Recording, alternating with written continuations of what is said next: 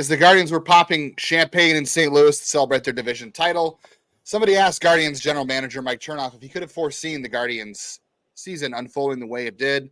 Chris Anthony came up behind him and doused him with some champagne. He said, "I did not envision that coming." I think that's a good question to ask, if anybody could have seen this Guardians season coming. Tanner Vibey of the Guardians, and you're listening to Locked On Guardians. You are Locked On Guardians, your daily podcast on the Cleveland Guardians. Part of the Locked On Podcast Network, your team every day. Hello, everyone, and welcome to the show today. This episode is brought to you by Booking.com. Booking.com, yeah. The right state can make you a fan of any city, even your baseball rivals. Hard for me to say with the Twins, but either way, book today on Booking.com, the official accommodation partner of Major League Baseball. Get the Booking.com app today. On today's Locked On Guardians, we take a look at how the Guardians got to AL Central champions from a year ago, from when it looked like this division was going to be up for grabs not long ago. We'll talk about the roster statuses in the final week, some health updates, and we're going to debate some playoff roster stuff. We're also going to debate, is this Guardian season already a success? Yes. As everyday Kurt Smith would say, yes, it is. I want to thank you all for joining us today and welcome you again to the show. Thank you to all of our everydayers. We appreciate all of you. For those who do not know me, I'm Jeff Ellis, one of your two co-hosts here. I've been here since they started the Locked On MLB Network. Before that, I was a lead draft and prospect analyst at Scout in 24/7. And before that, I was your 49th favorite blogger at every Cleveland sports blog that has or will exist. 49. What were you on Wednesday and Thursday before you took the night off? I gotta 41 again. I gotta go look 41. It up if I'm being honest. That's the problem with the day off. It's like I'm like, and it's gone. It's gone. Weekend. All right. We'll just go back to 41 for Carlos Santana or Victor Martinez. Carlos Santana, who will not be participating in the 2024 playoffs. Maybe, potentially. Things have happened.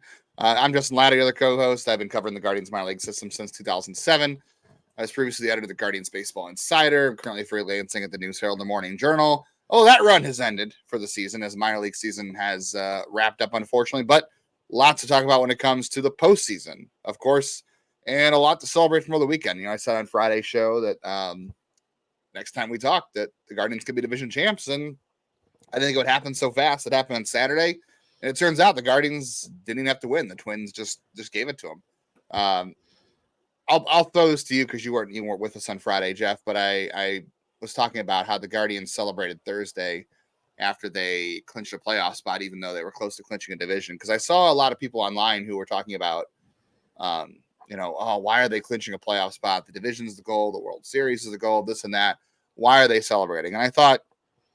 And I said on Friday, and almost everybody agreed. There were a couple of comments that disagreed, but I was talking about how they should celebrate because this is an accomplishment. Getting the playoffs is an accomplishment. It's a long season. It's 6 months, 7 months, whatever it is.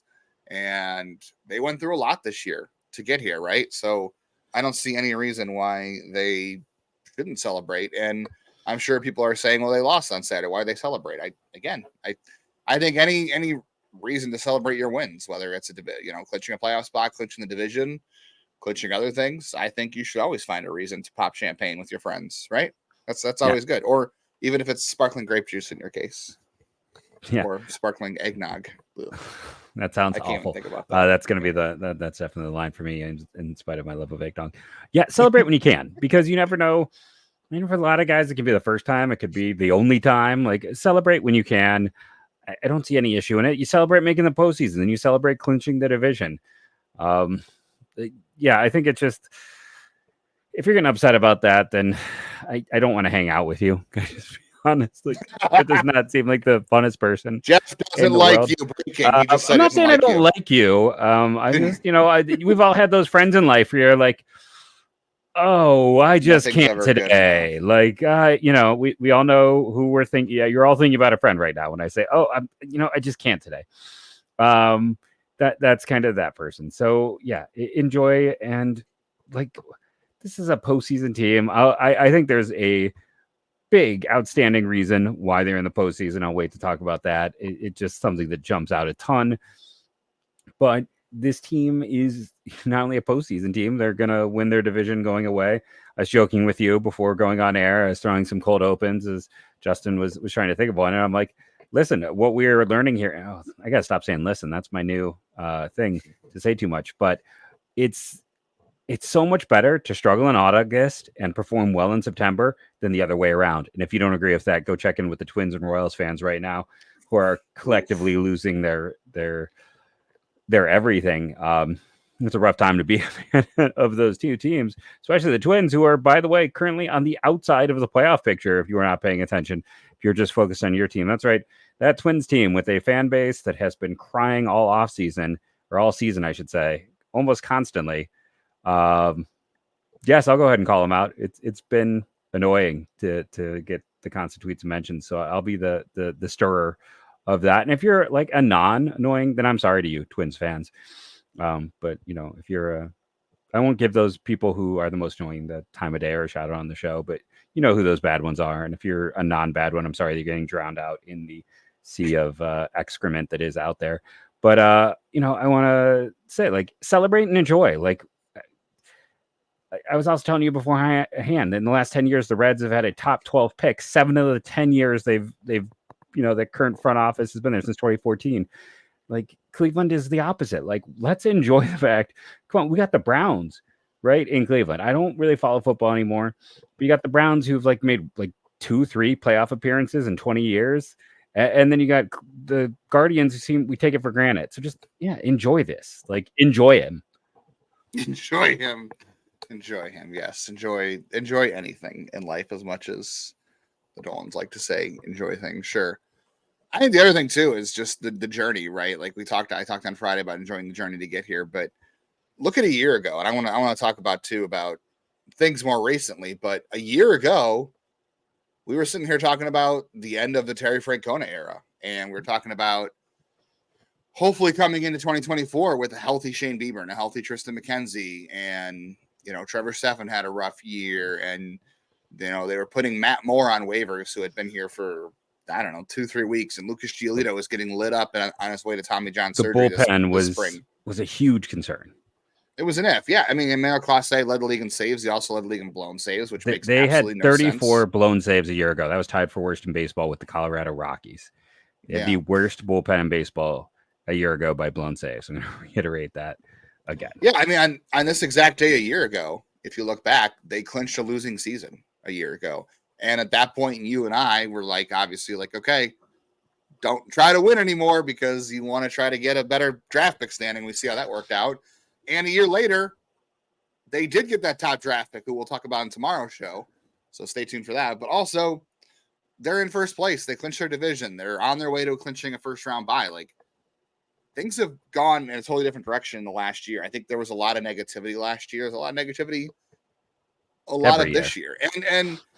And that's not to say this team is perfect. Obviously, it's not. I mean, if this team is just as capable of going to the World Series, I think, as it is being swept in the first round, because they may not score any runs. So they may, the ALDS, I guess that's not the first round, but they could play Houston and they could wind up scoring, 3 runs in 3 games and going home for the season. We don't know. Not to be, Debbie Downer, but there's no super team this year. So I think anybody has a chance. I mean, nobody's going to win 100 games in Major League Baseball, which is wild to me. Even the Dodgers aren't winning 100 games. Well, their pitching has made them. They're all on the injured list. But, again, last year, I can't tell you how many times last year you and I logged on to start writing for the show. And it's what are we going to talk about today, man? They scored 2 runs. They didn't do enough offensively. Lucas Giolito, I don't know what he's doing here. I don't know what Matt Moore's doing here. Ronaldo Lopez is fun because he comes out to the Halloween theme out of the bullpen. Those were our topics a year ago to talk about. The end of the Terry Francona era. Now we've talked about winning the division, clinching a first-round bye, how good this bullpen is. Jose Ramirez is a shot at 40-40. At one point, Steven Kwan was chasing one of the better batting. I won't say 400 because no one's going to hit 400, but was chasing one of the better batting averages in baseball. I know that's kind of a negative thing, but we had to talk about the number 1 pick this year and how good the farm system is. And this is the team, again, on September 23rd, that got 2 starts from Shane Bieber, that didn't get Gavin Williams back until July, and he has been inconsistent. We'll talk about him. Steven Kwan missed a month in May, and then he also just has fallen apart since the All-Star break. David Fry, their other All-Star, has kind of fallen apart since the All-Star break, and he's been a little better lately. But Tristan McKenzie and Logan Allen are both in AAA. They're not coming back. Carlos Carrasco's in AAA, probably not coming back. Your top setup men from a year ago, James Karinchak, Trevor Stephan, Tommy John, and James Karinchak's pitching out the string in Columbus, auditioning for some other team. Like, it's just funny how a year ago there was so much doom and gloom and things looked really like, are they going to be able to capitalize on this window and, do more with Jose Ramirez, and all the bad things that happened. We're still talking about a division title. Like, I just, again, that's why I say it's okay to enjoy the journey. And it doesn't have to be black and white. It doesn't have to be World Series or bust, which we'll talk about in the third segment, but like, you can enjoy both. You can enjoy this right now and also hope for better things. Like, think of all the things I just said. Like, all those things happened, and Cleveland's still here, and they're going to be playing playoff baseball, and that's exciting. Yeah, you got to enjoy the moments you can. And said we'll talk a little bit more about stuff all throughout why I think this team was able to turn it around. But a year ago at this time, we were just discussing injuries and playing out, and now there is no super team. Every team is every team is beat up. Every team has fans who think that they're a paper contender right now, and that means it's wide open. It is wide open. So we'll talk about more playoff matchups in the coming days. A couple more things on the Guardians clinching this division title, how they're able to do that. We'll talk about some roster spots here. We'll talk about the season's success, all that kind of good stuff coming up on a Monday edition of Locked On Guardians.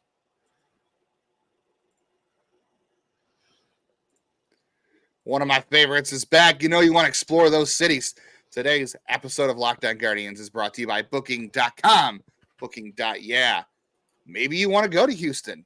Maybe you want to book a place to go stay in Houston just in case. It's a nice city to visit. They're rivals. I know we talk about how it makes rivals better. I understand that. I don't think you want to book a hotel in Minnesota because they may not be going to the playoffs. But there is Kansas City. There is Baltimore. There is New York. And you know who can help you book those stays? It's Booking.com.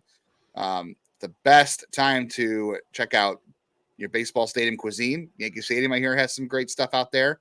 ALCS matchup. Booking.com can find the stadium that's just the right stay for you.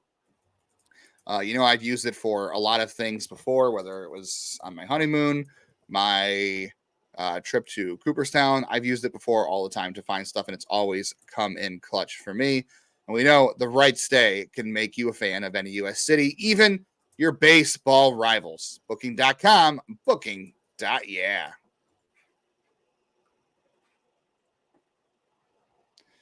The Twins are falling out of a playoff spot. The Reds have fired their manager. Shohei Ohtani might be going for a 60-60 season at this point. I don't know. Crazy. The Athletics are coming up on their last couple of games in Oakland. Our pal Sully is going to have it covered all for you on Locked On MLB. So if you want to hear those storylines and more, the Guardians clinching the division, I'm sure he'll be on. Listen to Locked On MLB for all those storylines and more with our pal Sully, part of the Locked On Podcast Network, your team every day. So I remember we talked a few weeks ago, obviously. We talked about how did the Guardians get here. And here was the division was tied back on August 27th. The Guardians and the Royals. And the Royals actually had, at that point, the division lead because they had the tiebreaker at that point. And it was a tie. It was tied. The Guardians were 75 and 58, so were the Royals. And we're looking at it less than a month later. The Guardians went 15-9 on that stretch. And to get to this point. And how did they get there? I mean, Jeff, you talked about it the other week. Did Lane Thomas save the Guardians season? He did, Jeff. He did, in fact, save the Guardians season. If you look at the numbers, strictly the numbers, and I'll mention something else too, but if you look at strictly the numbers, since August 28th, the day after they were tied for the division lead, right, or that with the Royals, Lane Thomas, 155 WRC plus, 6 home runs, 17 RBI, all that. Tops in the team, except for Kyle Manzardo, who is at a 183, and obviously he didn't join the Guardians until September 1st. But it's funny, those two guys kind of saved the Guardians offense, right? It was Kyle Manzardo coming up. Lane Thomas finally started coming through. I was going to say, what's changed since then? And what changed really was those two hitters coming in. and just believing that they were going to be okay. Like I've heard on the broadcast multiple times, just talking about how they didn't panic. It was always, I know we're not winning right now, but we're going to be fine. They weren't worried. And I know that sounds very cliche and you can't guarantee that's actually going to make things work, but it did. Yeah. And, not to throw anyone under the bus, but it's like we sat there in our comments with people railing against Lane Thomas and thinking that like he would, like a lot of guys at the deadline, maybe not even last the season with the team. Last 30 days, we talked about second highest OPS on the team, WRC plus, but it's more than that because, Manzardo's only played 19 games. It's 29 for Thomas. He really did help carry this offense. In the last 30 days, only 3 players have an OPS over 800, and that's Jose, Lane, and Manzardo. It's been big. They had Lane Thomas is a top 3 deadline acquisition right now. For everyone who sat there and said, like, they did nothing at the deadline, they didn't do enough. It was a bad deadline, very little changed hands, and they have one of the best additions. And that's irrefutable at this point because he's helped carry this team. I'm sorry, like, for all of that anger, like, Lane Thomas turned into a fantastic addition. And I just want to throw this out there. I said I would talk about it earlier while we're talking about why this team's been successful. A year ago, I mentioned the 34 blown saves. Manuel Clase somehow had 12 blown saves, which is the highest mark since the save stat was tracked in 1969. That's right. He had more blown saves in a year than Chris Perez, than, Bob Wickman, Joe Borowski. Now, there's, a lot of issues with the save stat, but you and I also sat here, and I can't recall the number of times we were like trying to figure out what was wrong. Like, why is it so, because he does pitch to contact. And he has adapted better this year. He's taking less time between pitches. I think there was an adaptation period and maybe some fatigue with not being able to take as much time between pitches. But he has 2 blown saves this year. They have 15 as a team, the best in baseball. That's a 19 game differential right there. So for as much as, anyone wants to call this team out, like a big part of the turnaround, I would argue 50 to 60%, as I said on Twitter earlier today, of their turnaround, you can put strictly there, like the back of the pen, how crazily effective it's been. This is the best bullpen of my life. The big 4 is unbelievable. And, like adding Lane Thomas, he was exactly what they need. You look at the bullpen, and I think it's actually pretty simple to see how this turnaround happened. Yeah, the bullpen's definitely one of them too. And you brought up another good point too. I forgot, and we had a lot of people say, like, question the front office, and that doesn't mean they're infallible. This doesn't mean every decision we agree with. Doesn't mean every decision is going to turn out right, because there's still the Tobias Myers, Junior Caminero thing, whatever. But there was that tweet earlier in the week about how they have the 3rd best winning percentage since 2013, and the top 2 are the Yankees and the Dodgers, and only the Dodgers have a World Series in that time out of the 3 of them, obviously, and the Dodgers won it in 2020. So however you want to feel about that is however you want to feel about that. But Lane Thomas ends up being a great trade acquisition when the trade deadline was crap for a lot of people. I mean, Dylan Floro and I forget how many guys. There was like at least 3 Tommy guys. Pham was cut. Grossman was cut. Wasn't he like? Well, Tommy Pham was more cut because the Cardinals realized they were going to be out of it at that point. But I mean, a lot of guys didn't stay with their teams. It was just a bad deadline. So there's Lane Thomas, so they rewarded their faith, right? Matthew Boyd over since August 28th, right? Since August 28th, when this division was tied, Matthew Boyd has thrown 23 innings with a 2.74 ERA. That was a signing that was just like we talked about. It was literally going to be a found money in your pocket. And for all the people saying like, oh, this is a cheap, payroll's payroll, but that cost them money. Like that's a guy they went out and they signed off the street who wasn't on a team, didn't cost them prospects. They spent the money on him.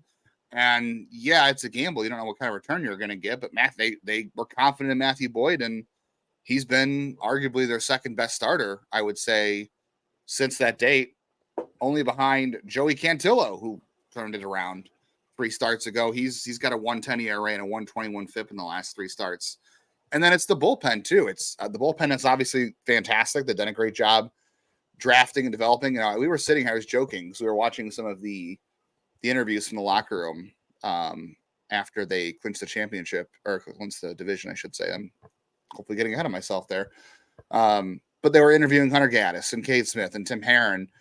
And I'm like, I remember all these guys through Lake County, and I'm sitting here like, okay, what did I think of them at the time? And I thought Hunter Gaddis, he was still a starter. And I was like, I saw Cade Smith, and I was like, yeah, he's okay. He throws 92, 94. He's interesting. Nothing like, overwhelmingly special. Tim Herron, 92, 95, nothing overwhelmingly special.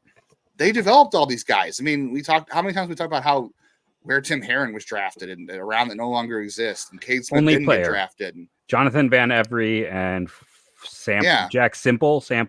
Yeah, but those guys never played for Cleveland. Like he's the only player from his round to make it to the big leagues with Cleveland. So they've drafted and developed all these guys, from that bullpen, which has been it's a great way to build a bullpen. It's a hard way, but there are a lot of ways to build a good bullpen, and that is the turnaround there. And the front office, I think, also shares in the credit too here. You got the hiring of Stephen Vogt, right? Like pretty clear that worked out well for them, and they didn't know if it was going to be right because he's never managed before. I would also argue too, if you're going to give the bullpen credit for being how good they are, we kind of wonder what was going on with the bullpen last year when they still had the names. The performance wasn't matching up. They showed a lot of faith in keeping Brad Goldberg in the organization. This is a guy who went from being he was the new bullpen coach, right? They replaced their bullpen coach after 1 year. Makes one kind of wonder. This is Brad's first year. Yeah. That was what Rigo got replaced by him, right? Rigo Beltran, who was well liked, but I mean, and part of Brad being hired was part of it was not to lose him, right? Because other teams were interested in him. But that's a guy who went from, being an organizational pitching coach that was in Arizona and was kind of roving and learning things. And the next year he was the pitching coach at Akron AA, and now he's the bullpen coach. So if you're going to sit there and say how good the bullpen is drafting and developing, we couldn't figure out why the bullpen couldn't get their ducks in a row last year. And some of that maybe was hangover from the 2022 postseason, which when we talk about 2025, we'll see. But if you're going to sit there and talk about how good the bullpen is this year, I think Brad deserves some of that credit. In the front office also, you can say, made that right. I mean, I wonder how much Stephen Vogt, being a bullpen coach, his only coaching experience came from being a bullpen coach in Seattle.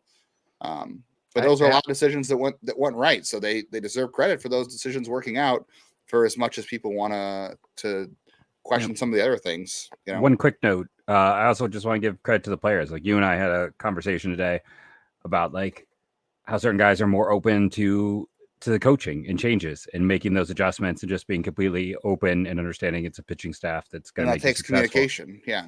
And the communication on all sides. I think that's one of those things that can't be underestimated. Absolutely. And that's the basis of everything here. And God, just think of how hard it was going to be. I know we had a lot of people who are concerned about how things were going with Terry Francona towards the end there.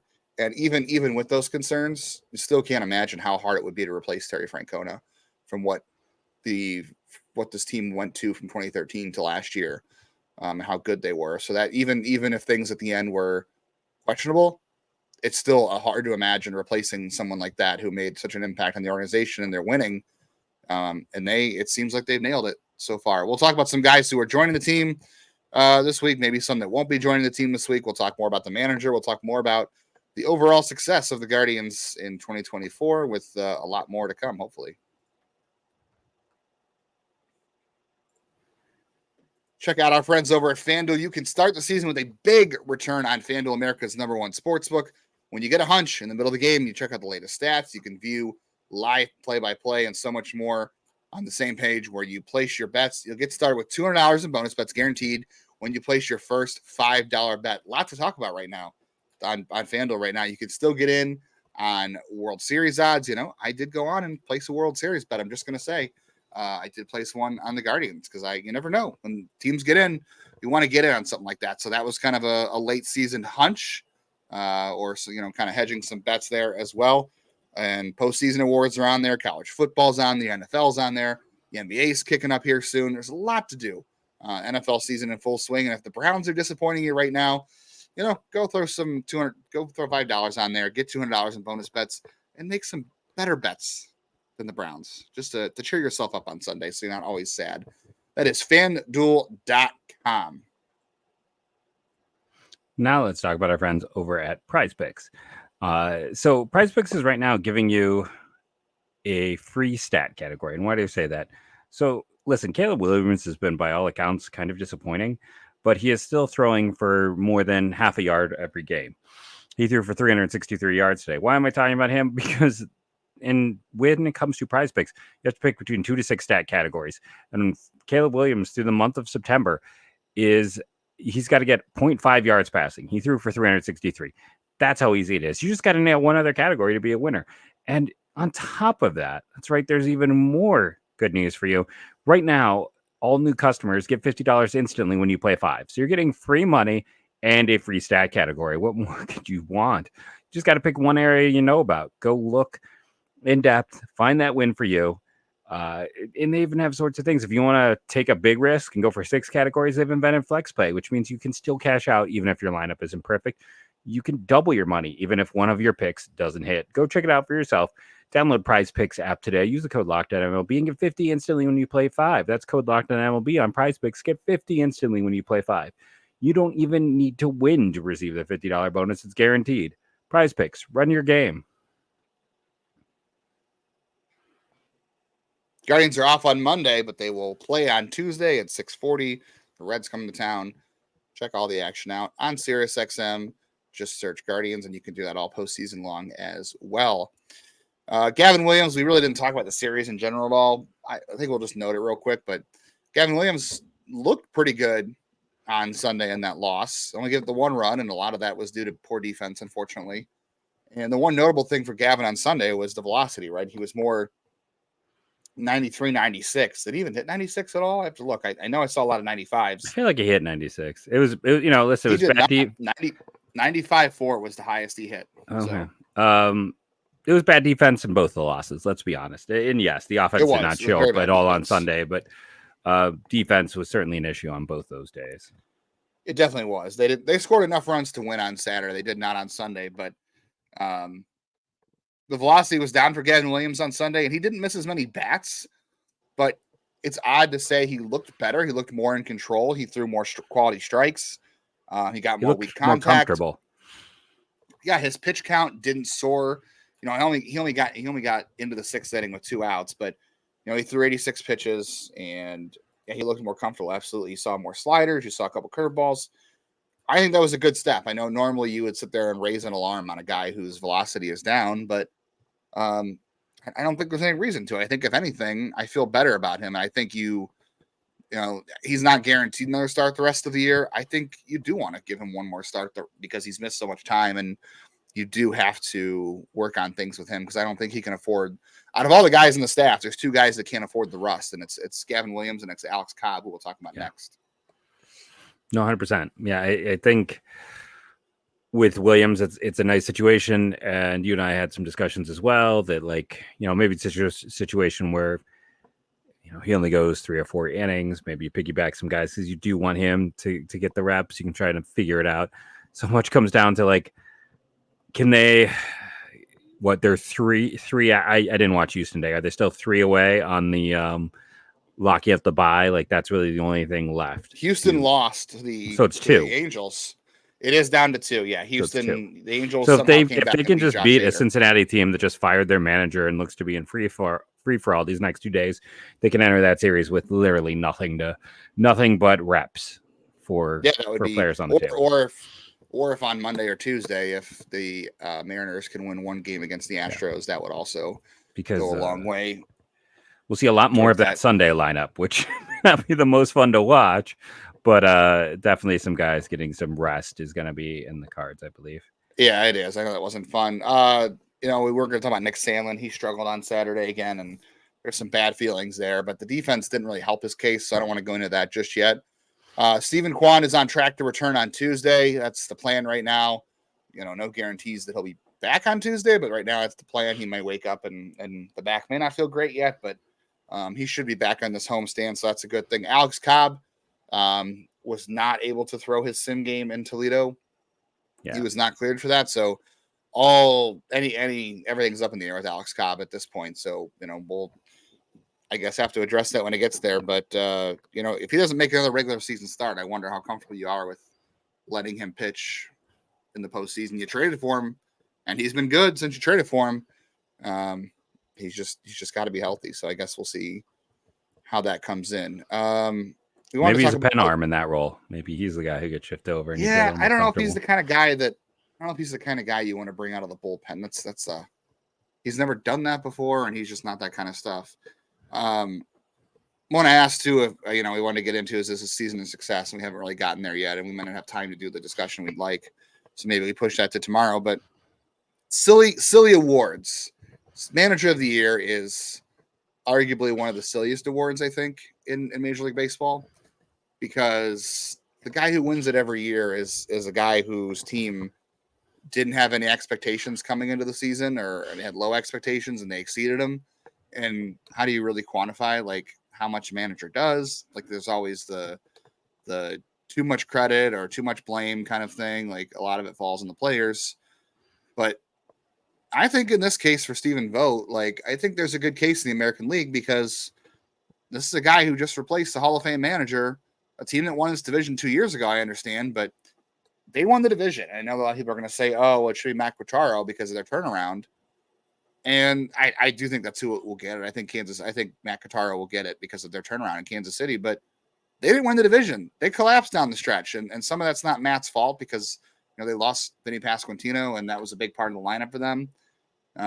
But this team faced a lot of challenges this year too, and it's a first-year manager for They lost Stephen Bieber. Vogt, and they lost Bieber two starts with Bieber after 2 starts. I mean, then McKenzie and Allen imploded. Look, the only guy that made every start this year was Tanner Bybee. Like four out of the 5 guys that came out of spring training in your rotation aren't here anymore. Curry made a couple Curry didn't make it out. Lively's here, but he wasn't healthy at the time. Gavin Williams didn't make it out of spring training.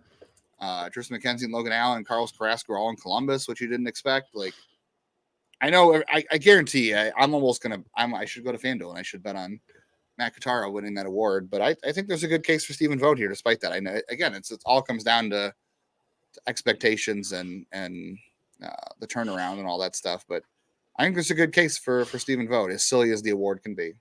No, agreed. I think there's a great case for him, especially because like I get that Quatraro did a fantastic job, and yes, that was. Listen, the Oakland was set up to fail a year ago, and Kansas City was just so incompetent that they nearly caught Oakland. But they also spent $100 million in free agency, and while I was questionable about a lot of it, some of those like Seth Lugo were utterly fantastic, and it did help their team. They still have some issues, but when they had that extra bonus spending, I think it should make this a close contest. Let's put it that way. Yeah, and I think you can argue both guys. Yes. Deserve it for whatever blame, whatever credit you want to give a manager, I suppose. We'll keep this short and sweet, maybe as a season success. I'll just say this. I said this early in the podcast, and I said this on Friday too. Like, it's okay to enjoy the journey and enjoy what's happened if you're a fan, I think, and also sit there and say, like, oh, I'd like to see a World Series, and we'd all like to see a World Series, and I want to see them win in the playoffs. That's fun too. I think you can enjoy both. I think you could say, like, I don't know. Again, it's 6 months. I think you consider it a success, because I said they'd win 75 to 85 games, and I also thought 85 would win the division. I also didn't think that they'd be able to do this without Shane Bieber. And it's a long season, right? Like, if your team's the White Sox, what month do you think you tune out if the White Sox are your favorite team? Because that's awful to watch. There's no hope right now for them. And I always remember my dad growing up too. Like, my dad was a baseball fan his whole life, and his first time seeing Cleveland play in the playoffs was '95, which was also my first time seeing Cleveland play in the playoffs. And I don't think I'd be a baseball fan without those experiences. And yeah, they didn't win the World Series those years, but it was still a fun summer, and they still won a lot, and that's exciting. And you have things like the 22-game winning streak that you'll never see again. And I always argue this, the championship or bust mentality thing. I always argue this is that it's going to lead to unhappiness. Yeah, you're gonna be bitter. And again, I'm not saying anybody has to feel the same way I do. This is how I feel. But if the only way you could enjoy a season by your favorite team is they have to win the championship, you're going to be disappointed almost every year. Like, the only way you could have been satisfied most of your life is if you rooted for the Tom Brady era Patriots. Like, they won almost every year, right? That's the only team you could have been satisfied with. So if that's the only way you can define a season being a success, and I understand, like I said, wanting to to see a championship. We all would like to see that. I think a lot of people would, but it doesn't mean like the season's a failure because they didn't win the championship. I think there's a lot of ways to define success, and this might be their best chance to do it because you can't guarantee you'll get back to the top of the mountain next year either. But, that doesn't mean that anything's a failure if they finish short of it. I think you can still enjoy the things that happen throughout 6 months of the season. 6 months to me cannot be washed away by 2 weeks or 4 weeks. You know what I mean? Every time you make the postseason should be exciting, and it has been for me. I've never gotten tired of it. And yeah, I've been spoiled in my lifetime, but every single time it's been exciting. The Guardians have popped champagne twice this week. Jeff, I think the next time they should pop champagne. Are you ready?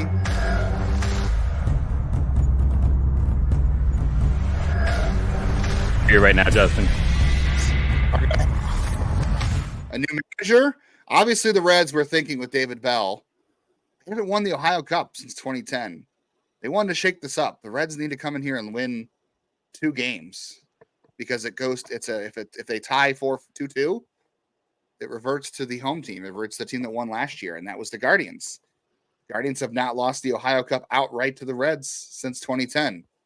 Obviously, that's why the Reds fired David Bell. They're looking to shake things up. I hear they're looking to bring in Brandon Phillips, possibly, to replace him. The White Sox don't want Grady Sizemore, so Brandon Phillips, maybe. I don't know. Get ready for the Ohio Cup, though. It's time to raise another trophy. I think the Guardians should pop champagne on Wednesday if they retain the Ohio Cup. Just find a reason to tear down your clubhouse after every win.